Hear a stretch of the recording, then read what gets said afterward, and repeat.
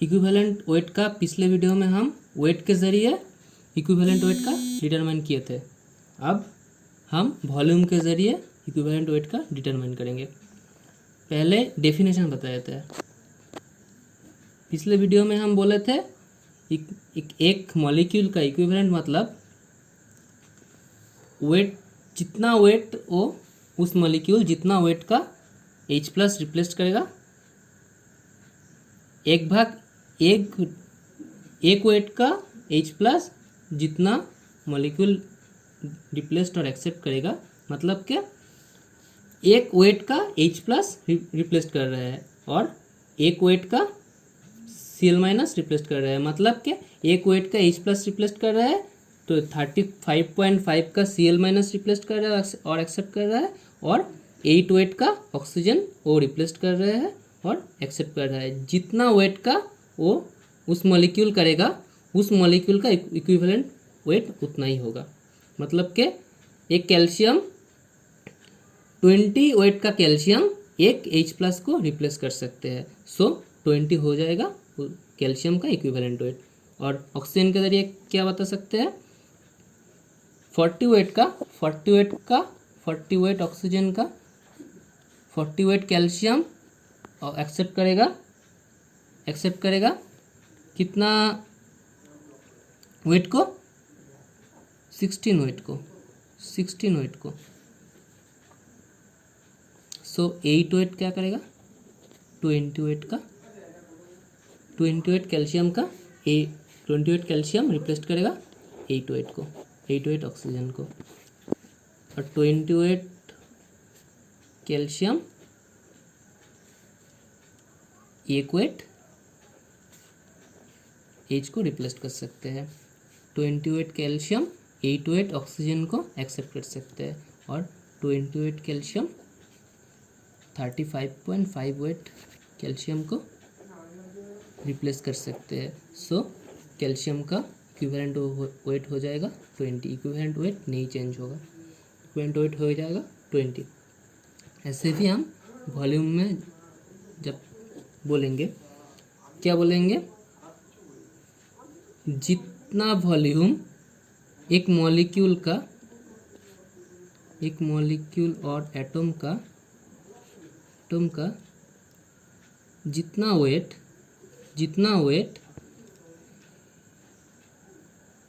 11.2 hydrogen को replaced और accept करेगा,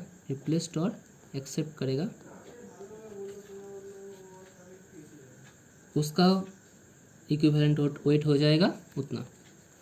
और ये हम हाइड्रोजन के ज़रिए बता रहे हैं, और ऑक्सीजन के ज़रिए बता रहे हैं तो क्या बताएंगे, 5.6 H2O2 रिप्लेस्ड और एक्सेप्ट। क्यों ये 11.2 और ये 5.6 क्यों होगा, क्योंकि valency of oxygen is equal to 2। ये 2 एक equivalent oxygen is equal to 2 equivalent of hydrogen, इसलिए ये 1/2 हो गया। और 11.2 लीटर, इसको हम लीटर में ही लेते हैं क्योंकि मोलर वॉल्यूम लीटर में ही लेते हैं। 11.2 Cl 11.2 H ही बोलेंगे, 11.2 H से रिप्लेस्ड और एक्सेप्ट। कैसे बोलेंगे हम डेफिनेशन के ज़रिए, जितना वॉल्यूम का मॉलिक्यूल और एटम्स इस 11.2 लीटर H को रिप्लेस्ड और एक्सेप्ट करेगा, और 5.6 लीटर ऑक्सीजन को रिप्लेस्ड और एक्सेप्ट करेगा, और 11.2 लीटर क्लोरीन को रिप्लेस्ड और एक्सेप्ट करेगा, उस वॉल्यूम हो जाएगा इस मॉलिक्यूल का, उस वॉल्यूम हो जाएगा equivalent weight of this molecule. So एक इक्वेशन को हम इस कॉन्सेप्ट को हम इक्वेशन के जरिए कैसे लिखेंगे।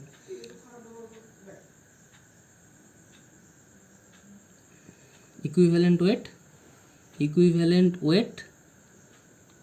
Is equal to weight of molecule divided by इस वॉल्यूम का 11.2 लीटर हाइड्रोजन और 5.6 लीटर ऑक्सीजन और 11.2 लीटर Cl 11.2 लीटर Cl इसका वॉल्यूम ऑफ दिस इनटू, जब हम H लेंगे सो हम 1 मल्टीप्लाई टू इट 1.008, जब हम ऑक्सीजन लेंगे मल्टीप्लाई विथ 8, सॉरी यह हम वॉल्यूम में बात कर रहे हैं। सो जब हम H लेंगे सो 11.2 लेंगे, जब हम ऑक्सीजन लेंगे तब हम 5.6 लेंगे, जब हम क्लोरीन लेंगे तब हम 11.2 लेंगे। इस हो जाएगा इक्विवेलेंट वेट का इक्वेशन। ये हम वॉल्यूम के ज़रिए बता रहे हैं। देखो एक चीज़ पहले हम वेट के ज़रिए बता रहे थे, अब हम वॉल्यूम के ज़रिए बता रहे हैं। देखो एक चीज़ कॉन्फर्म है कि इक्विवेलेंट वेट का मतलब है equivalent weight is equal to weight of molecule by valency.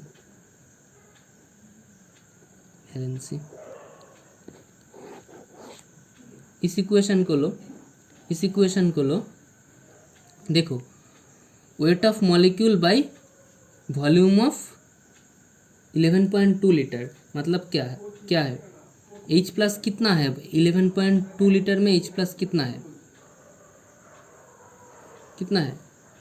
11.2 litre. H2 मतलब का होता है 22.1 मोलर मास क्या होता है, मोलर वॉल्यूम क्या होता है 22.4। सो हम 11.2 लेंगे, 11.2 ले रहे हैं, इसका मतलब है कितना एक मॉलिक्यूल कितना नंबर H प्लस और कितना नंबर ऑक्सीजन और कितना नंबर Cl को रिप्लेस्ड और एक्सेप्ट कर सकते हैं, यही हम इक्विवेलेंट वेट के ज़रिए बता रहे हैं। So weight of the molecule by valency, एक मॉलिक्यूल जैसे कि Cl हम Ca को 2H प्लस को रिप्लेस कर सकते हैं। सो Ca का वैलेंस हो गया 2 wait of the, so equivalent weight of Ca का क्या होगा, वेट ऑफ द मॉलिक्यूल मतलब wait of the Ca by divided by 2, क्यों 2H प्लस को रिप्लेस कर सकते हैं, इसलिए weight of molecules by valence is equal to equivalent weight. Gram equivalent weight क्या होता है, इक्विवेलेंट वेट को हम जब ग्राम में लेते हैं वही हो जाएगा ग्राम इक्विवेलेंट वेट। और 10 ग्राम इक्विवेलेंट वेट में जितना मॉलिक्यूल है, जितना नंबर ऑफ उस एटम और मॉलिक्यूल्स है वो हो जाएंगे ग्राम इक्विवेलेंट, उस नंबर हो जाएगा ग्राम इक्विवेलेंट। इस इक्विवेलेंट में जितना नंबर ऑफ एटम और मॉलिक्यूल होगा वो हो जाएगा ग्राम इक्विवेलेंट, 1 ग्राम इक्विवेलेंट। ये हो गया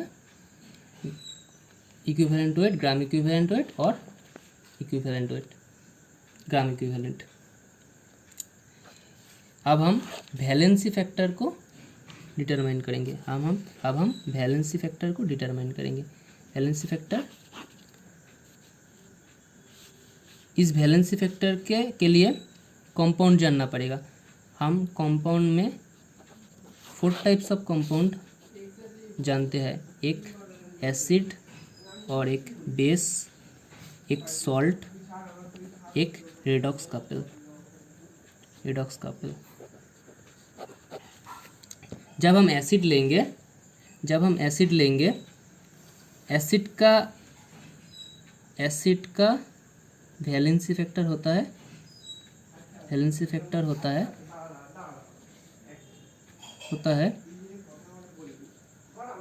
number of OH minus acceptor. Suppose हम एक एग्जांपल लेते हैं सपोज H2SO4 कैसे डिसोसिएट होगा? H plus 2H plus SO4 2 minus.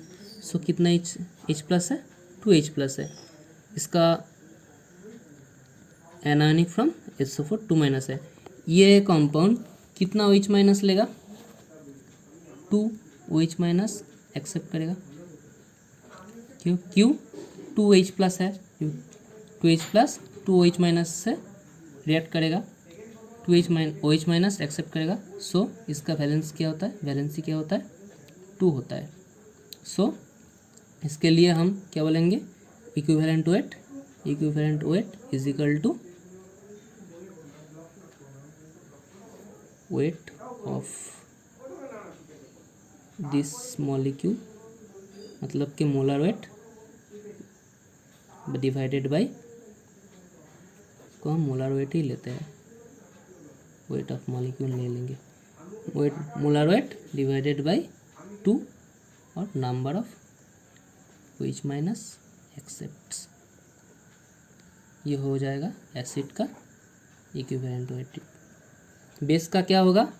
Base का फॉर बेस क्या हो जाएगा? Equivalent weight for base, equivalent weight is equal to molar weight divided by number of H plus accept हो जाएगा। सॉल्ट का क्या होगा? सॉल्ट का हो जाएगा, सपोज हम एक NaCl लेते हैं। NaCl क्या होता है? एक सॉल्ट होता है। इसका Na प्लस डिसोसिएट होके Na प्लस और Cl माइनस देंगे। इसका इक्विवेलेंट वेट क्या होगा? इसका equivalent weight is equal to molar weight divided by, molar weight क्या होता है? ब्रैकेट है फॉर्मूला वेट, मतलब formula weight divided by charge of cation और एनायन। हम कंपाउंड का चार्ज नहीं लेंगे, कंपाउंड का charge charge of all compounds is equal to 0। So हम कंपाउंड का चार्ज नहीं लेंगे, हम क्या लेंगे? और आइदर हम Na प्लस का चार्ज लेंगे और अदरवाइज हम Cl माइनस का चार्ज लेंगे। चलो हम NaCl का फार्मूला वेट डिटरमाइन करते हैं। 1 Na plus weight of 1 Na plus weight of 1 Cl, so 1 into इतना मोलर वेट क्या होता है? 23। इसका मोलर वेट होता है 1 इंटू 35.5, 23 प्लस 35.5 58.5 क्या होता है इसका मोलर वेट? इक्विवेलेंट वेट कितना होगा? इक्विवेलेंट वेट होगा 58.5 डिवाइडेड बाय चार्ज कितना है? 1 है, कैल्शियम का 1 है और Cl माइनस का 1 है, 58.5। चलो एक और कर लेते हैं, CaCl2 का कर लेते हैं। CaCl2 डिटरमाइंड हो गया, डिसोसिएट हो गया, क्या होगा? Ca2 plus 2Cl minus. देखो एक Ca2 प्लस 2Cl माइनस को रिप्लेस कर रहे हैं और डिसोसिएट कर रहे हैं। सो इक्विवेलेंट वेट वो क्या हो जाएगा? इक्विवेलेंट वेट हो जाएगा CaCl2 40 plus 35.5 into 2 so 740 plus 71 is equal to 101 111। So equivalent weight क्या हो जाएगा 111 डिवाइडेड बाई इस चार्ज को 2, और जब हम Cl माइनस को लिखेंगे टोटल Cl माइनस का चार्ज क्या होता है 2 इंटू 1। सो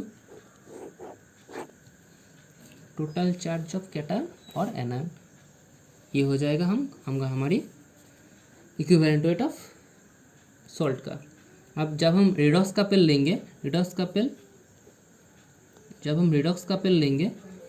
का जितना नंबर ऑफ इलेक्ट्रॉन ट्रांसफर्ड होगा उस नंबर ऑफ इलेक्ट्रॉन को हम मोलर वेट से डिवाइड करेंगे, तब हमको इक्विवेलेंट वेट हो जाएगा। सो इसको हम कैसे इक्विवेलेंट वेट ऑफ रेडॉक्स का पेल is equal to molar weight divided by number of electron transferred. इस इक्वेशन को आप जान लो, जब हम रिडॉक्स का पेल पढ़ेंगे, ऑक्सीडेशन रिडक्शन पढ़ेंगे, तब इस इक्वेशन को हम डिटेल्स में बताएंगे। चलो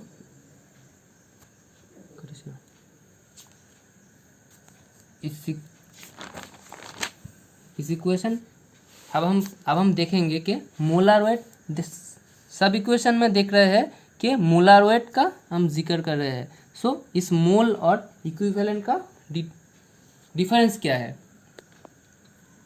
मोलर वेट एक मोल का मतलब एक 6.022 इंटू 10⁻23 मॉलिक्यूल्स का वेट है, मतलब कि एक मोल का वेट है, इसको हम मोलर वेट कहते हैं।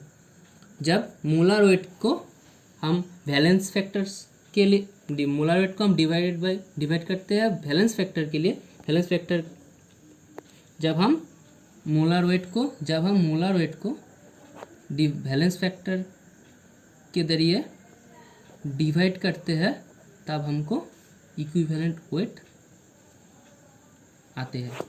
वैलेंस फैक्टर एसिड के लिए number of OH minus acceptor, base के लिए number of H plus acceptor, और सॉल्ट के लिए टोटल चार्ज ऑफ कैटायन और एनायन। ये है बेसिक डिफरेंस मोलर वेट और इक्विवेलेंट वेट का। 2 इक्वेशन हम बता दिए हैं। अब इक्वेशन को आप लिख लो, equivalent weight is equal to molar weight divided by valency factor और mole number, equivalent number is equal to, हम पहले वीडियो में मोल नंबर डिटरमाइन कर रहे थे, क्या बोले थे हम, total weight by molar wait बोले थे ना मोल नंबर को। तब इक्विवेलेंट वेट को क्या बोलेंगे, टोटल वेट ऑफ मॉलिक्यूल और atom divided by equivalent weight. ये हो जाएगा इक्विवेलेंट नंबर। एक इक्विवेलेंट नंबर करते हैं। चलो HNO3 का इक्विवेलेंट सपोज 98 ग्राम H2SO4 मीन्स कितना इक्विवेलेंट वेट। H2SO4 का मोलर वेट क्या होगा, H2SO4 का मोलर वेट हो जाएगा 1 into 1 2 into 1 2 hydrogen into 1 plus एक सल्फर 1 इंटू 32 प्लस 4 इंटू 16। मैंने ये बोला था मोल कॉन्सेप्ट के लेक्चर नंबर 2 पे, बोले थे कितना वेट होता है पर मॉलिक्यूल्स का, हाइड्रोजन का कितना होता है, सल्फर का कितना होता है, ऑक्सीजन का कितना होता है, ये मैंने बोला था। 32 प्लस 4 64 64 हो जाएगा 98 मोलर वेट हो जाएगा। इक्विवेलेंट वेट, इक्विवेलेंट नंबर कितना होगा, हम इक्विवेलेंट वेट क्या हो जाएगा एसिड के लिए, एसिड के लिए इक्विवेलेंट वेट क्या होता है, जितना नंबर ऑफ OH, यहाँ पर 2H प्लस है, 2H प्लस है मतलब के 2OH माइनस एक्सेप्ट कर सकते हैं। सो इक्विवेलेंट वेट क्या हो जाएगा, डिवाइडेड बाई 2, इक्विवेलेंट वेट हो जाएगा 98/2 इजिकल टू 49 इक्विवेलेंट नंबर क्या हो जाएगा, कितना दिया है, वेट कितना दिया है 98 दिया है, 98 divided by 49 is equal to 2, equivalent number 2 हो जाएगा। सो ये, और एक इक्वेशन लेते हैं हम, NaOH plus H2SO4 is equal to, हम लिखते हैं NaHSO4, एक सॉल्ट, एसिड, ये बेस है, एक एसिड है, एक सॉल्ट और वाटर फॉर्म होगा। इस रिएक्शन में H2SO4 का इक्विवेलेंट वेट कितना होगा, देखो एक NaOH एक H2SO4 के एक हाइड्रोजन को रिप्लेस किया है, दोनों हाइड्रोजन को नहीं रिप्लेस कर सकते हैं, नहीं कर पाए, एक हाइड्रोजन को रिप्लेस किए। सो इक्विवेलेंट वेट ऑफ H2SO4 हो जाएगा, वेट ऑफ H2SO4 हो जाएगा, क्या हो जाएगा, मोलर वेट डिवाइडेड बाई 1, 2 नहीं होगा, क्यों नहीं होगा, क्योंकि एक हाइड्रोजन को रिप्लेस कर पाए, 2 हाइड्रोजन को नहीं रिप्लेस कर पाए। सो हम जब रिएक्शन देंगे हमको, सो रिएक्शन के लिए हमको जानना पड़ेगा कि कितना H प्लस एक्सेप्टर रिप्लेस्ड हुआ है और कितना H प्लस एक्सेप्टर रिप्लेस्ड हुआ है और कितना ऑक्सीजन रिप्लेस्ड हुआ है और एक्सेप्ट हुआ है। इसके लिए हमको वैलेंस फैक्टर जानना पड़ेगा। वैलेंस फैक्टर के कैसे जान सकते हैं, वैलेंसी के ज़रिए जान सकते हैं। सो हम पहले इसको बताया है। इस वीडियो को हम यहाँ पर ख़त्म करते हैं, पहले जल्दी मिलेंगे, गुड बाय।